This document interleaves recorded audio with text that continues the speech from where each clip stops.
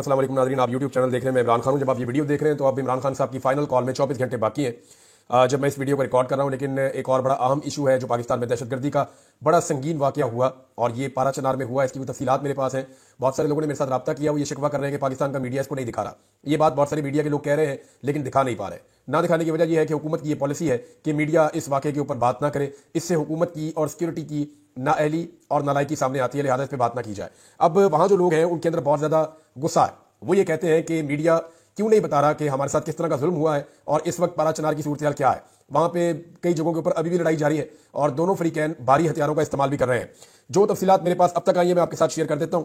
ये जो लड़ाई है ये काफी अरसे से चल रही है और कुछ लोगों का ये मानना है कि ये फिरका वाराना लड़ाई है, कुछ लोगों का ये मानना है कि नहीं, फिरके के अलावा और भी बहुत सारे इशूज हैं और इसके अंदर कुछ साजिश भी शामिल है। तो हर एक का अपना अपना इसके बारे में सोचना है।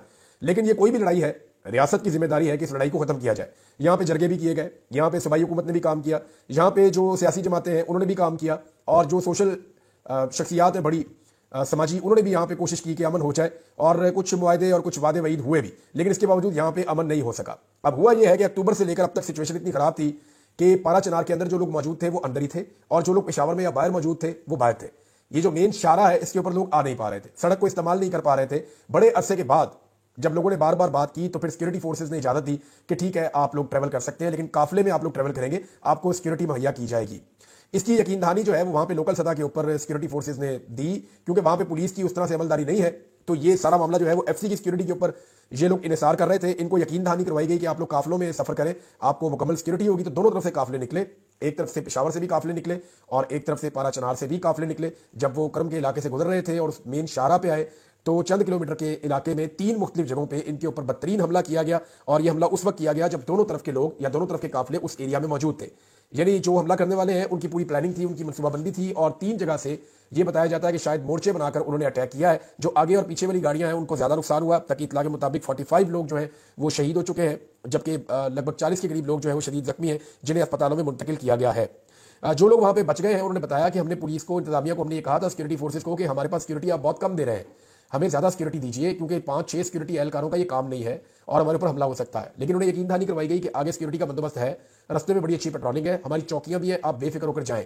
तो सिक्योरिटी फोर्सेज पे इंतजार करने के बाद ये लोग निकले थे, लेकिन वो इनके लिए खतरनाक साबित हुआ, जानलेवा साबित हुआ।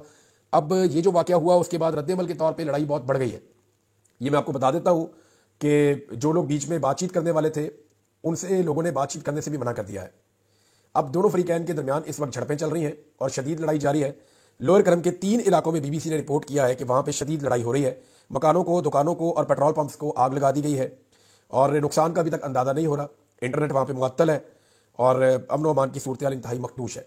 अब ऐसे में सारी सूरत हुकूमत की इस इलाके की जानिब होनी चाहिए थी, लेकिन बदकिस्मती से पूरी की पूरी फेडरल गवर्नमेंट और जितने भी इदारे हैं वो इसी काम पे लगे हैं कि सियासतदानों को कैसे कंट्रोल करना है, इमरान खान को और उसकी पार्टी को कैसे कंट्रोल करना है। ये दहशतगर्दी के खिलाफ लड़ाई जो है मुझे नहीं लगता कि इसमें उतनी संजीदगी दिखाई जा रही है। इस पे तो होना ही चाहिए था कि फौरी तौर पे फेडरल गवर्नमेंट को जाके वज़ीर आला के साथ बैठना चाहिए था, वज़ीर आला की बात सुननी चाहिए थी, उनको मुकम्मल इख्तियारात भी देने चाहिए थे और उनके साथ मिलकर इस इलाके को क्लियर करना चाहिए था ताकि यहाँ पे मजीद खून रेजी ना हो। लेकिन अभी वहाँ सिचुएशन ऐसी है कि हालात खराब हो रहे हैं। इमरान खान साहब ने इसके ऊपर एक स्टेटमेंट दिया था, मैं जरूरी समझता हूँ वहाँ पे आपको बता दूँ। उन्होंने कहा जी पारा चनार में दहशतगर्दी, टारगेट किलिंग के वाकयात में कीमती जानों का ज़िया इंतहाई अफसोसनाक और काबिल मुज़म्मत है। पाकिस्तान की सिक्योरिटी एजेंसी जिनका काम शहरियों को दहशतगर्दी से बचाना है, उन्हें मुसलसल 2.5 साल से सियासी इंतकाम लेने पर लगाया गया है। पुलिस और फौजी जवान रोजाना शहीद हो रहे हैं, लेकिन सिक्योरिटी इदारों की तवज्जो तहरीक इंसाफ को कुचलने पर मरकूज है, जिसकी वजह से अमन व अमान की सूरत हाल रोज बरोज बिगड़ती जा रही है और दहशतगर्दी का मसला दोबारा सर उठा चुका है। पुलिस के आईजीपी मेरिट की बजाय सियासी बुनियादों पर लगाए हुए हैं, जिसकी वजह से पुलिसिंग सिस्टम भी तबाह हो चुका है। मेरा एस्टेब्लिशमेंट और जारी हुकूमत को पैगाम है कि दहशतगर्दी का मामला सिर्फ अस्करी ऑपरेशन से हल होने वाला नहीं है। ये एक हसास मसला है जिसके लिए सियासी हिकमत अमली की अशद जरूरत है, मगर यहाँ किसी के पास कोई ऐसी मुअस्सर हिकमत अमली मौजूद नहीं है जिससे इस मसले का खात्मा किया जा सके। जारी हुकूमत की नाअहली इस मामले पर भी सर चढ़कर बोल रही है। सोचना चाहिए कि जब अफगानिस्तान में पाकिस्तान मुखालिफ हुकूमत थी तो इतनी दहशतगर्दी क्यों नहीं हो रही थी जितनी पिछले 2 साल में हो रही है। दहशतगर्दी के खिलाफ और मगरबी सरहद को कंट्रोल करने के लिए तहरीक इंसाफ के पास पूरा एक एक्शन प्लान मौजूद है। अगर हम हुकूमत में दोबारा आते हैं तो इस मसले का हल निकालना मुमकिन है। साबिक वज़ीर-ए-आज़म इमरान खान ने अडयाला जेल में स्टेटमेंट दिया। देखिए वो कैदी होकर इस मसले के ऊपर खुलकर बात कर रहे हैं और इसका सोल्यूशन भी दे रहे हैं और सबको जगाने की कोशिश कर रहे हैं इमरान खान साहब।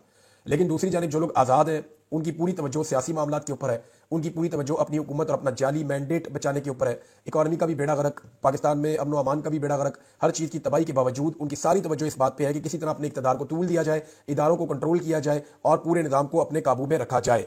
इमरान खान साहब का स्टेटमेंट मैंने आपको बता दिया, हुकूमत की प्रायोरिटी वो आपके सामने आपको नजर आ रही है। लेकिन आज के दिन में इस्लामाबाद में इमरान खान का राज है। ये मैं क्यों कह रहा हूं? ये मैं आपको इसलिए कह रहा हूं कि तहरीक इंसाफ वो वाहिद अब सियासी जमात है जिसका लीडर जेल से बैठकर एक कॉल देता है और पूरा मुल्क बंद हो जाता है।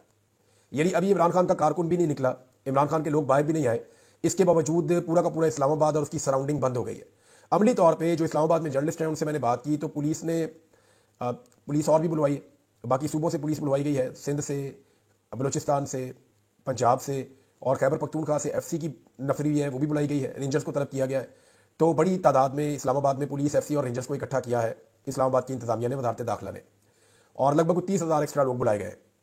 तो इतने ज़्यादा लोगों को जो बुलाया गया है तो क्या ये एहतजाज को रोक पाएंगे? मुझे अभी भी डाउट है। वजह यह है कि जो एहतजाज करने वाले हैं वो तो इसी शहर में रहते हैं, उनकी तादाद लाखों में है, और जो लोग उन्हें रोकने आए हैं वो बहुत दूर दराज इलाकों से आए हैं, लंबा ट्रैवल करके आए, उन्होंने वापस भी जाना है सही सलामत। अब उनकी क्या वो दिलचस्पी होगी यहाँ पे? ये वो बड़े सवाल आते हैं कि किसके पास कॉज क्या है। एक तरफ सिर्फ वो नौकरी कर रहे हैं, दूसरी तरफ जो लोग हैं वो अपने मुल्क के मामलात को अपने हाथ में लेने के लिए बाहर निकल रहे हैं। उनके दिमाग में ये है कि हमारे मुल्क के बारे में गलत फैसले किए जा रहे हैं, हमारे मैंडेट का एहतराम नहीं हो रहा, तो हमें इंसाफ लेना है और इंसाफ लेने के लिए हमें बाहर निकलना है। तो उनके पास निकलने के लिए एक नजरिया मौजूद है, पुलिस के पास सिर्फ एक नजरिया है कि जनाब हमने अपनी नौकरी करनी है। अब अगर पाकिस्तान तरीके इंसाफ जो है, यानी इमरान खान ये सलाहियत हासिल कर चुका है, ये सलाहियत किसी के पास नहीं है। कभी नवाज शरीफ ये सोच भी सकते हैं कि वो जेल में बैठ के पूरा मुल्क बंद कर देंगे? अल्ताफ हुसैन के पास ये कैपेसिटी थी कि वो बरतानिया में बैठ के, लेकिन वहां पे हथियार भी इस्तेमाल होते थे, यहां तो कोई हथियार भी इस्तेमाल नहीं हो रहे, लेकिन उनके पास ये कैपेसिटी थी कि वो बरतानिया में बैठकर एक शहर का बड़ा हिस्सा बंद कर देते थे। लेकिन यहां पूरा मुल्क बंद हो जाता है एक शख्स की कॉल पे। नवाज शरीफ ऐसा कभी सोच भी नहीं सकते। नवाज शरीफ की आज पाकिस्तान में हुकूमत है, हुकूमत में होने के बावजूद वो मुल्क बंद नहीं कर सकते। कभी आसिफ अली जरदारी भी ऐसा सोच नहीं सकते। लेकिन ये इमरान खान साहब की ताकत है कि वो जेल में बैठे हुए हैं, अंदर से एक कॉल देते हैं, उनकी बहन बाहर आके पैगाम देती है और उसके बाद पूरा पाकिस्तान बंद होना शुरू हो जाता है। तरीके इंसाफ ने तो सिर्फ जाकर एहतजाज करना था और वहां पे अपने मुतालबात मनवाने थे, लेकिन हुकूमत ने पूरा जो इस्लामाबाद है उसको 2 दिन पहले से ही बंद कर दिया है और आसपास के इलाके भी बंद कर दिए। लाहौर को भी एक तरह से ब्लॉक कर दिया है, लाहौर जाने वाले रास्ते बंद हो गए हैं, लाहौर से निकलने वाले रास्ते बंद हो गए हैं, मोटरवे को हर तरफ से बंद कर दिया गया है। और मोटरवे पुलिस ने पहले एक मौक़िफ़ लिया था, अब दूसरा मौक़िफ़ लिया है। मोटरवे पुलिस का पहला जो मौक़िफ़ था वो ये था कि मोटरवे के 6 बड़े हिस्से हम बंद कर रहे हैं, 6 बड़ी शाराएं मोटरवे की हम बंद कर रहे हैं, हम वहां पे मुरम्मत करने वाले हैं। लेकिन जब पब्लिक ने उनकी मुरम्मत की और उनकी अच्छी खासी ठुकाई हुई, इज्जत अफजाई हुई उनकी कि यार ये क्या तरीका है, एक ही दिन में आपने सारी मोटरवे ठीक करनी है, और बाद में लोग उस मोटरवे पे सफर करते हुए देखेंगे और बताएंगे कि कुछ भी मुरम्मत नहीं हुआ। तो फिर उन्होंने दूसरा मौक़िफ़ दिया बड़ी डिटाई के साथ, और मोटरवे पुलिस ने बताया जी क्योंकि लोग एहतजाज करने आ रहे हैं और हमें ये इन्फॉर्मेशन मिली है कि उनके पास मार कुटाई के लिए डंडे वंडे हैं, लिहाजा फिर हम मोटरवे लोगों की हिफाजत के लिए बंद कर रहे हैं। तो लोगों से लोगों की हिफाजत करनी है जनाब। एक अजीबोगरीब सिनेरियो पाकिस्तान में बनाया हुआ है, लेकिन हुकूमत इस कदर खौफजदा है कि उसने इस्लामाबाद में ना सिर्फ सबको इकट्ठा कर दिया बल्कि तालीमी इदारे, हॉस्टल्स, होटल्स, बस अड्डे और पेट्रोल पंप्स बंद कर दिए। पहले नौजवानों को हॉस्टल से निकाला और उसी बीच में तमाम बस अड्डे बंद कर दिए। अब वो जो नौजवान हॉस्टल से निकले हैं उन्होंने बसों में बैठ के अपने घरों को जाना था, जब वो बस अड्डों पे पहुंचे हैं तो पता चला कि वहां पे बसें ही नहीं है, कोई गाड़ियां नहीं चल रही। तो हू का आलम है पूरे इस्लामाबाद में, और ये जो हू का आलम है ये इमरान खान की एक कॉल की वजह से है। अंधाधुंध इस्लामाबाद में छापे मारे जा रहे हैं, गिरफ्तारियां करने की कोशिश की जा रही है, और यानी इतने सारे बंदे गिरफ्तार करके रखेंगे कहाँ? जिन इलाकों में पश्तूनों की अक्सरियत है वहां पे ज्यादा छापे मारे जा रहे हैं, जो बड़ा अनफॉर्चुनेट है। वहां पे एहतशाम अब्बासी साहब हैं जर्नलिस्ट, उन्होंने मुझे ये बताया कि पश्तून इलाकों में ज्यादा छापे मारे जा रहे हैं, और जो शख्स भी जिसके बाद आईडी कार्ड निकलता है खैबर पख्तूनख्वा को, उसको गिरफ्तार कर दिया जाता है या वापस मोटरवे पे चढ़ा दिया जाता है कि पहुंचो वापस खैबर पख्तूनख्वा, तुमने इधर नहीं आना। लेकिन इन तमाम तर छापों के बावजूद अभी भी पाकिस्तान तहरीक इंसाफ का कोई भी काबिल जिक्र रहनुमा गिरफ्तार नहीं हुआ। मैं आपको फिर बता रहा हूं कि ये तमाम तर छापे पड़ने के बावजूद अभी तक पाकिस्तान तहरीक इंसाफ का कोई भी काबिल जिक्र रहनुमा गिरफ्तार नहीं हुआ। इसका मतलब है कि बुशरा बीबी के जरिए से इमरान खान साहब ने जो हिकमत अमली अपनाई है वो हिकमत अमली काम कर रही है। हालांकि बुशरा बीबी के ऊपर एक मुकदमा हो गया, और मुकदमा ये हुआ कि जनाब उन्होंने स्टेटमेंट दिया था कि इमरान खान साहब जब नंगे पांव सऊदी अरब में गए तो उसके बाद जनरल बाजवा ने ये कहानियां सुनाई कि जनाब इस पर बहुत एतराज आ रहा है। अब बुशरा बीबी मुकदमा दर्ज कर दिया गया है। कोई गुलाम यासीन नामी कोई शरीफ शहरी है, ये किसी ढाबे पे बैठा हुआ जनूबी पंजाब में चाय पी रहा था कि अचानक इसके जज्बात में आग लग गई। बुशरा बीबी का बयान सुन के इसकी रातों की नींद हराम हो गई, इस पर लर्जा तारी हो गया और फौरन इसने पुलिस को दरखास्त दे दी और पुलिस ने मुकदमा दर्ज कर दिया, और ये एक मुकदमा बुशरा बीबी के खिलाफ जनूबी पंजाब में दर्ज हो गया है। अब पाकिस्तान तहरीक इंसाफ से आने वाली मुसद्दका इतलात के मुताबिक इस वक्त तक जब 24 घंटे बाकी हैं एहतजाज शुरू होने में, किसी किस्म का कंप्रोमाइज पाकिस्तान तहरीक इंसाफ ने नहीं किया, और उन्होंने कहा जी हर हाल में हम अपना एहतजाज करेंगे। बलूचिस्तान से और सिंध से काफिले निकल चुके हैं। जो बलूचिस्तान से काफिले निकले हैं वो मुख्तलिफ टोलियों में निकले हैं, और उनके सूबाई सदर का यह दावा है कि 1800 लोग उनके इस वक्त इस्लामाबाद में पहुंच चुके हैं, इस्लामाबाद की हदूद के अंदर मौजूद हैं, जबकि के टोलियों के अंदर बलूचिस्तान से मजीद काफिले निकल रहे हैं। मैंने काफिले की वीडियो देखी है, सलार खान की वीडियो है, ये फॉर्म 45 पे एमएनए बन गया था, लेकिन सलार खान को वहां पे जाली फॉर्म 47 के जरिए से इलेक्शन हरवाया गया, जैसे कि पाकिस्तान तहरीक इंसाफ को पूरे पाकिस्तान में हराया गया है। तो बलूचिस्तान के सदर के बकौल कुछ लोग पहुंच गए, बाकी लोग आ रहे हैं। तो एक बड़ा काफिला था सलार खान का, और उसके अंदर जो लोग मौजूद थे वो ये कह रहे थे वीडियो के अंदर कि हमें कोई भी नहीं रोक सकेगा, जो रोकेगा हम उसका मुकाबला करेंगे। ओवरसीज पाकिस्तानियों से इमरान खान साहब को बड़ी उम्मीद लगी है। इमरान खान साहब को यह लगता है कि पूरी दुनिया के अंदर जो आवाज उठेगी उसका इंप्रेशन और उसका प्रेशर बहुत बड़ा बन के पाकिस्तान के ऊपर पड़ेगा। देखें, पाकिस्तान के अंदर अगर इतना प्रेशर आ जाए कि एस्टेब्लिशमेंट इस हुकूमत के पीछे से हट जाए, तो इस हुकूमत के अपने लोग हैं, जैसे कि आसिफ करमानी साहब हैं, नवाज साहब के बहुत साथ रहे हैं, वो अपने मुंह से कह रहे हैं कि अगर इस हुकूमत के पीछे से अगर प्रेशर हट जाता है या एस्टेब्लिशमेंट इस हुकूमत के पीछे से जरा सा हटती है तो ये हुकूमत धड़म से गिर जाएगी, ये सस्टेन नहीं कर पाएगी। तो बैनुल अक़वामी प्रेशर मैक्सिमम ये कर सकता है कि एस्टेब्लिशमेंट को इस हुकूमत के पीछे से हटा सकता है। अगर एस्टेब्लिशमेंट पीछे हट जाती है तो फिर ये हुकूमत काम नहीं कर सकेगी। बहरहाल कुछ मुसद्दक़ा इत्तलात के मुताबिक आज बहुत सारे इलाकों में इंटरनेट बंद हो जाएगा। आज 23 तारीख है, कल एहतजाज होना है, और जिन लोगों ने एटीएम वगैरह इस्तेमाल करने हैं वो कर लें, क्योंकि कुछ लोग ये भी कह रहे हैं कि शायद इस मतलब जब इंटरनेट बंद होगा तो ये मोबाइल फोन्स का नहीं बंद होगा, हो सकता है वाईफाई भी बंद कर दिए जाए। और अगर वाईफाई बंद करेंगे तो पूरी दुनिया से आपकी connectivity for the time being उस वक्त तक जब तक कि वो नहीं खुलता वो खत्म हो जाएगी, और टोटल इंटरनेट ब्लैकआउट भी पाकिस्तान में हो सकता है। लिहाजा लोग अपना एहतियात करें, अपना बंदोबस्त कर लें, और इंटरनेट के जितने मुतबादल जरिए हैं पाकिस्तान तहरीक इंसाफ ने उनका बंदोबस्त करना शुरू कर दिया है। और वो ये देख रहे हैं कि कौन कौन सी एप्लीकेशन को किस तरह इस्तेमाल किया जा सकता है। कुछ सैटेलाइट के बारे में कुछ लोग काम कर रहे थे, दीगर चीजों के बारे में अब देखना है कि पाकिस्तान तहरीक इंसाफ अपनी फुटेजेस को अपलोड करने के लिए क्या तरीकाकार इख्तियार करती है। एक और नाज़रीन स्टेटमेंट है, वो मरियम नवाज का बड़ा अजीबोगरीब स्टेटमेंट है। मरियम नवाज ने दावा किया है कि हर रोज पाकिस्तान में कोई ना कोई अच्छी खबर आती है। अब मुझे समझ नहीं आ रही कि इतना बड़ा झूठ बोलने की जरूरत क्या है। पाकिस्तान में हर रोज कहां अच्छी खबर आ रही है? मरियम नवाज को कोई अच्छी खबर मिलती होगी कि आज हमने वहां छापा मार दिया, आज हमने इतने बंदे पकड़ लिए, आज फलां अस्पताल के अंदर इतने बंदों के साथ ये हो गया, आज फलां जगह पे हमने कब्जा कर लिया, आज हमने जनाब जारी हुकूमत ने आज ये चीज हासिल कर ली, या आज हमने अदालतों में कब्जा कर लिया, आज हमने जो है वो आइन के ऊपर हमला कर दिया। अगर इनको अच्छी खबरें कह रहे हैं तो ठीक है, या आज मरियम नवाज का भाई जो है वो लंदन के अंदर दिवालिया हो गया, अगर इनको अच्छी खबरें कह रहे हैं तो ठीक है। यहां तो गुज़िश्ता चंद दिनों के अंदर, यानी आप पिछले कुछ दिनों का आप हिसाब किताब निकालें ना, पिछले कुछ अरसे के अंदर सैकड़ों लोग शहीद हो गए, ना सिर्फ सिक्योरिटी फोर्सेस के, पुलिस के, फौज के, आम शहरियों के, इतने बड़े पैमाने पर शहादतें। और ये पाकिस्तान में वो कह रही है जी उनको अच्छी खबरें मिल रही हैं। मेरी समझ से बाहर है, वो ऐसा कैसे कह सकती हैं? पाकिस्तान के लिए तो लगातार बुरी खबरें आ रही हैं, दहशतगर्दी में इजाफा हो रहा है, चीन पाकिस्तान से नाराज हो रहा है, यूरोप, अमेरिका और अक़वाम मुत्तहिदा के खतूत आ रहे हैं और करारदादें पेश की जा रही हैं। हर चीज इमरान खान के दौर से ज्यादा आज महंगी है। 300 यूनिट का वादा करने वाली हुकूमत ने बिजली की कीमत कई गुना ज्यादा कर दी है, गैस डबल से ज्यादा कीमत उसकी कर दी गई है। वाहिद सुबह है पंजाब का जो खसारे में, बाकी सारे सुबह सरप्लस गए हैं, और फिर भी ये कह रही है कि अच्छी खबरें आ रही हैं। नालायकी के बावजूद इनको अच्छी खबरें कहां से मिल रही हैं, ये बात समझ नहीं आ रही। कोई पाकिस्तान का इदारा खरीदने को तैयार नहीं है। लॉ एंड ऑर्डर की सिचुएशन पाकिस्तान दुनिया के टॉप 3 ममालिक की फहरिस्त में शामिल हो चुका है। पाकिस्तान का पासपोर्ट लगातार तनज़ली का शिकार हो रहा है, लोग पाकिस्तान छोड़कर जा रहे हैं, टैलेंट मुल्क से बाहर शिफ्ट हो रहा है, पढ़े लिखे लोग मुल्क से बाहर जा रहे हैं, माहिरीन मुल्क से बाहर जा रहे हैं, सरमायाकार इस मुल्क को छोड़कर भाग रहे हैं। पता नहीं इनको अच्छी खबरें कहां से मिल रही हैं।